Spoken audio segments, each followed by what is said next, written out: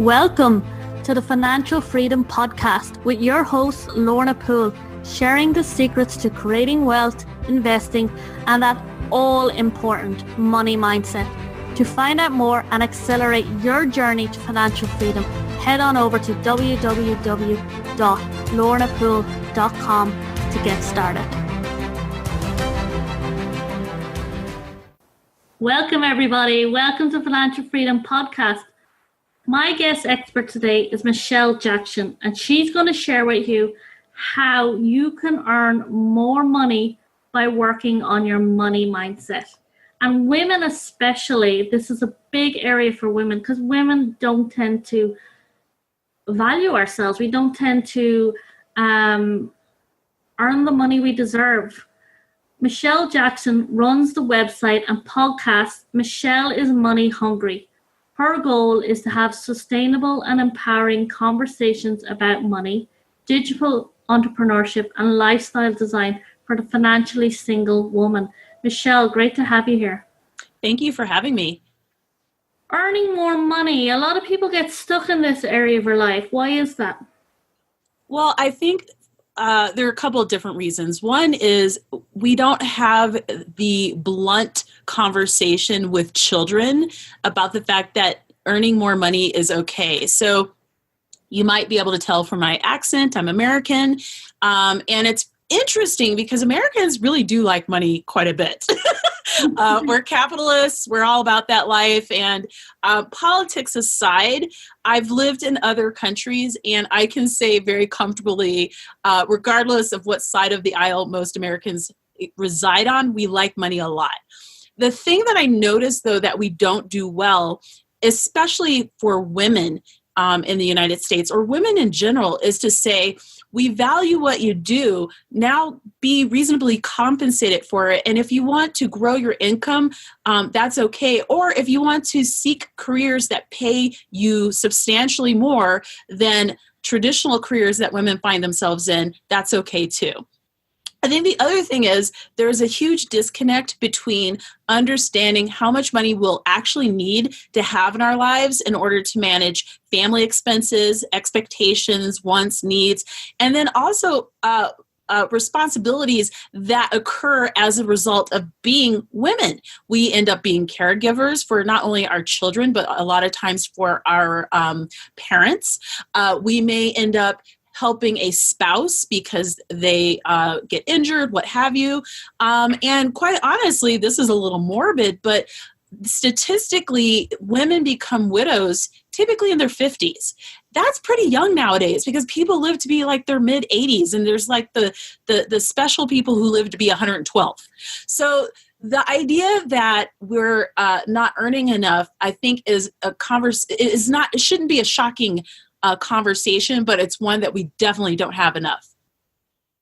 Yeah, no, I agree. And why is it so hard for people to overcome it? Well, I don't even know that we're overcoming it. It's that we have to acknowledge that it's even an issue to begin with, right? Yeah. So right now, I live in the city of Denver, Colorado, and the teachers are striking. They should be striking because they're not getting paid enough.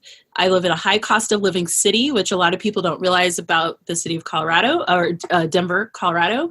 And a lot of these people have to have roommates, things like that, in order to even live and work as teachers in our town. But the thing is, it makes no sense when they're educating our next leaders, our next researchers, our next scientists. And I'm proud of them for saying, you know what, and obviously there are men and women teaching here, but I'm proud of them for saying, you know what, we have to take a stand. We're not being compensated correctly, and we need to address this. The other thing is women typically go into careers like teaching, social work, where we're caregiving for others. There's absolutely nothing wrong with those industries, but they don't pay well, right? They can be passion driven. Like, I love kids. And I imagine when I retire, I might become like a preschool teacher because the idea of that for some reason is very appealing. But that's after like making my real money. because I right now I'm in a cash accumulation moment in my life. So I think part of why we don't have the conversation or we don't overcome it is also the types of careers traditionally women have been drawn to. Fortunately, people are starting to really notice this. They're starting to be attracted to industries such as tech, because obviously tech is never going to go away at this point. Self-employment, things like that. And I'm hoping to see this conversation happen over and over again. Like, this is part of the reason why I decided to create my website, my podcast. When I first started it, I was deeply in debt. I had all these things going on, and I was recovering after supporting my mom on Starbucks money and student loans. So I was a graduate student. My mom lost her job in the airline industry, and I had to support the both of us. And let me just tell you, Starbucks money is not enough to support two people. And neither is, like, if I hadn't had the student loans, in addition to that, we would have been screwed. And it was a very, very, very stressful time. It was very scary. And I was in graduate school, so I had to prioritize that because I was trying to better my life. But then when I graduated, it was, that's all good and fine, but it took a year and a half to find a job because I graduated into recession. So the other piece to this is when we are looking for careers, when we're looking for work and income growth, the other part of that is, what can we do outside of a 9-to-5 that we can facilitate to grow our own income? And by that, what I mean is, I'm not anti 9-to-5. In the US, it's good to have them just for benefits, to be perfectly brutally honest. However, if your job, like the US government, decides to shut down for 35 days and not pay you, you're screwed. So I have been for a while, I advocate very strongly that people figure out ways outside of their 9-to-5 to create income that they can control. I'm not talking side hustles. I'm talking small micro businesses that they create. Micro businesses, yeah. Mm-hmm. But a micro business can take a lot of time and energy before it actually becomes fruitful. Yeah, but you know what? So does unemployment. So my point is, you're working at 9-to-5. It's stable-ish, right? And that's the time when you should be creating this side micro business. Because I am no longer willing to trust that some other person who doesn't know me, who could care less, has my best interests at heart. And I think that's the thing. Living here, we have to take that into account. We don't have the social services to kind of support people in the laws that say you do in Europe. And I used to live in France, so it's not like I've never been to Europe or whatever. Like, I used to live in France, I used to live in Japan. I've traveled quite a bit. I've lived, spent time in Australia. And so I've seen what we deal with versus other places. And so I will continue to advocate that regardless of where you live, but especially Americans, you have to have a micro business. And if you're tired as you build it up because you're kind of juggling a couple of things, you're going to be tired, but it will benefit you when or if the stuff hits the fan. And how does mindset play its role in this? Why does, every mentor coach talk about mindset? Well, I mean, mindset is interesting. Mindset is one of those things that first of all, you have to become self-aware enough to know what your mindset is doing. So, today I was on a mastermind call. Every other week we have a mastermind meeting with some other friends of mine who are entrepreneurs. And I yelled at one of my friends. We've known each other a long time. And I yelled at her and I was like, and I went off. And part of it was that I'd been saying something in previous meetings for a while now.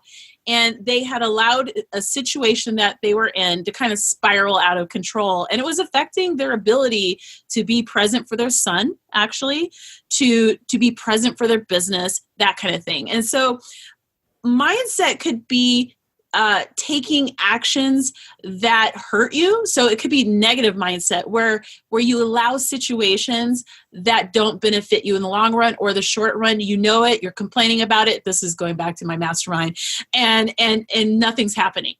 Mindset also is the thing that drives you to seek better results for yourself. So for me, I got out of supporting my mom, and it was years of just being like, woe is me. Like, and rightfully so, because it really sucked. But then there was a point where I was like, what can I do to turn my life around? What are the small things that I can control? And I think with mindset and working on that daily, telling yourself positive things, telling yourself what you can do, congratulating yourself for taking action. Mindset can drive the actions that you take or the inaction as well.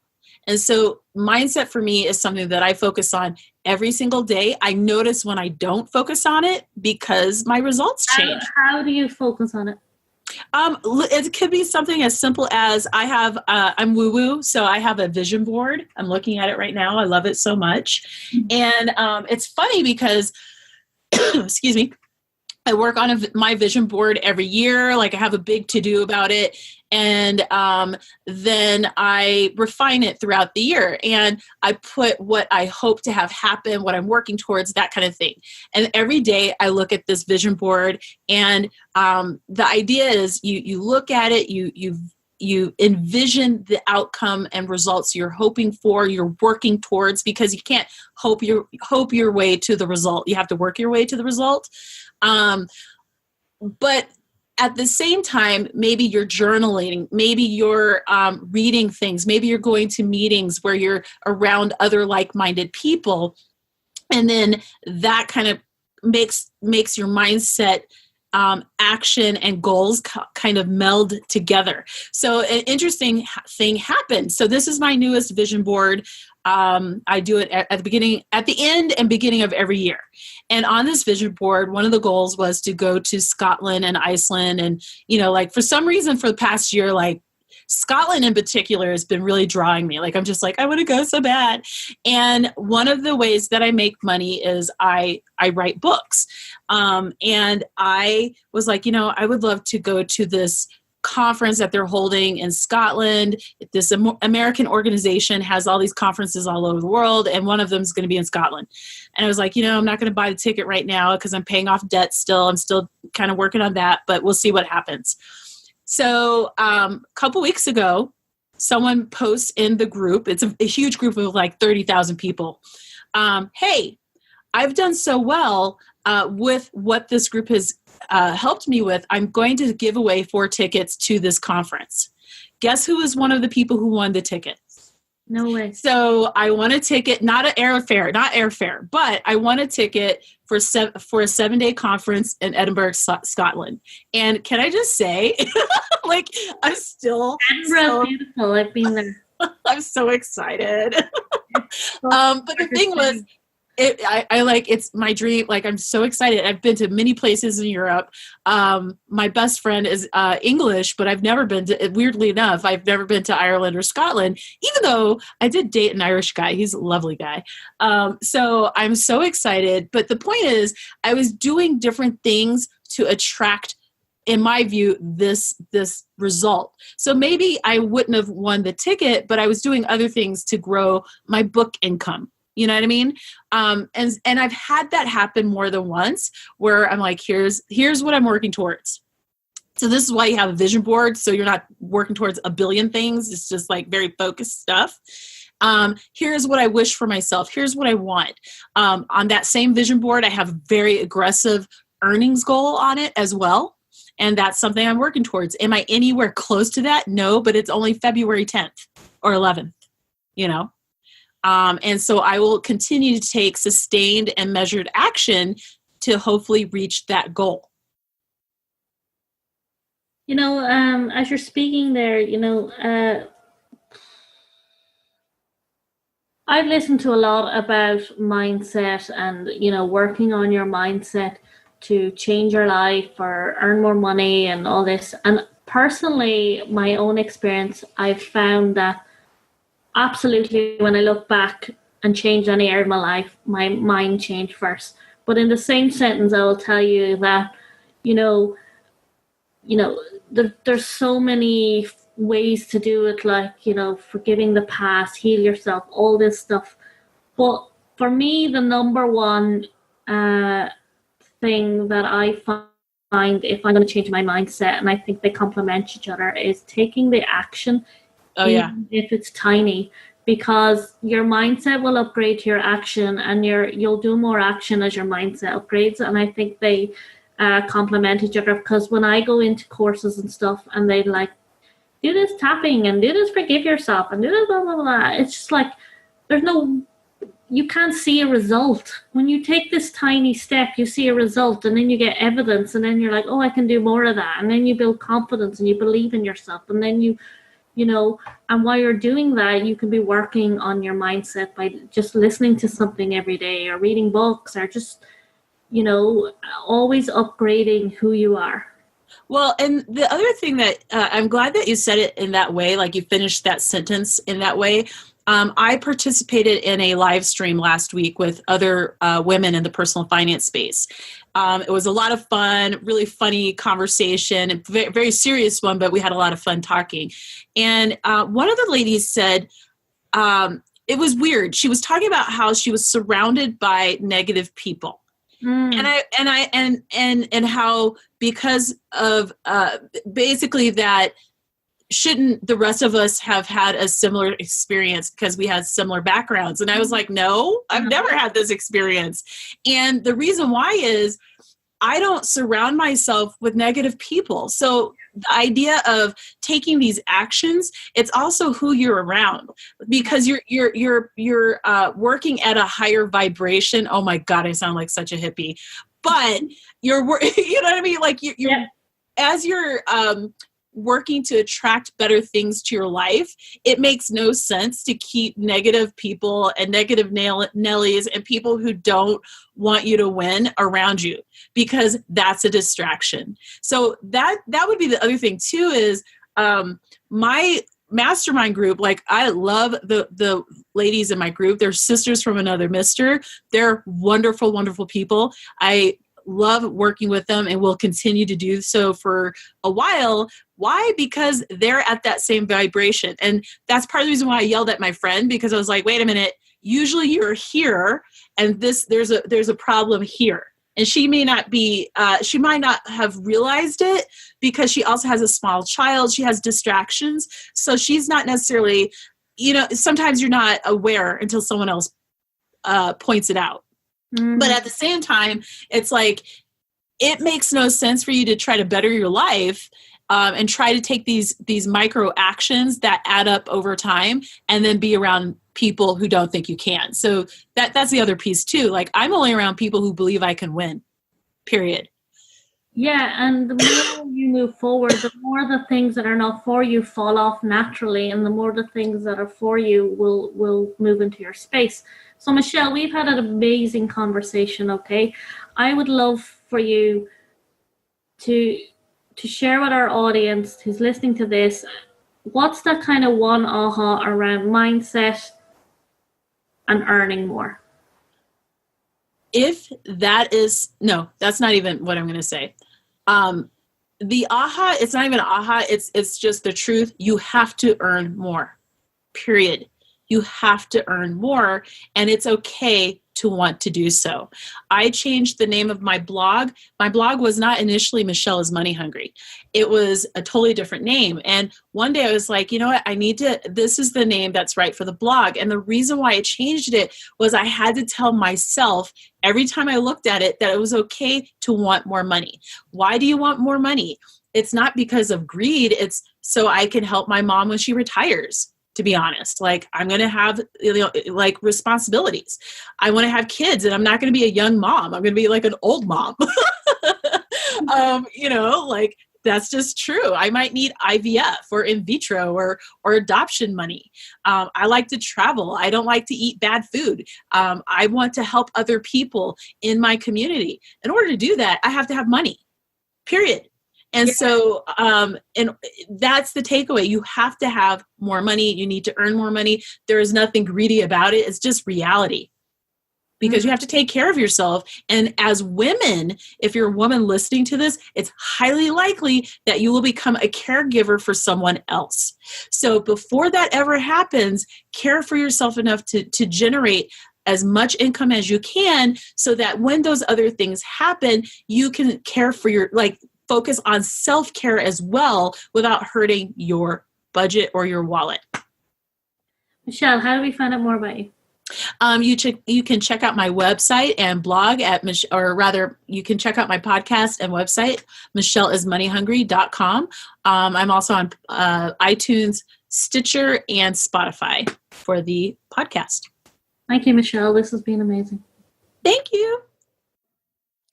Hey, everyone. Remember to join us in the Private Financial Freedom Podcast Facebook group with me, your host, Lorna Poole. This is a safe haven of like-minded wealth-getting go-getters who, like you, are on their journey to creating financial freedom in their life. This is where you and I can get intimate. I can give you the support and guidance to go from where you are now to where you want to be, developing your wealth mindset and creating your financial freedom life. Join at www.facebook.com/groups The Financial Freedom Podcast.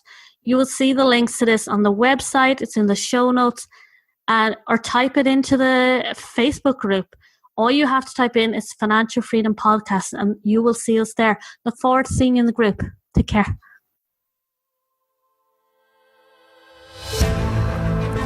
Thank you for joining us on the Financial Freedom Podcast, to creating wealth, investing, and developing your money mindset. To get started today on your journey, head on over to www.lornapoole.com and grab your free course, 5 Steps to Breaking Free from Your Poverty Mindset and Accelerating Your Journey to Financial Freedom. See you there.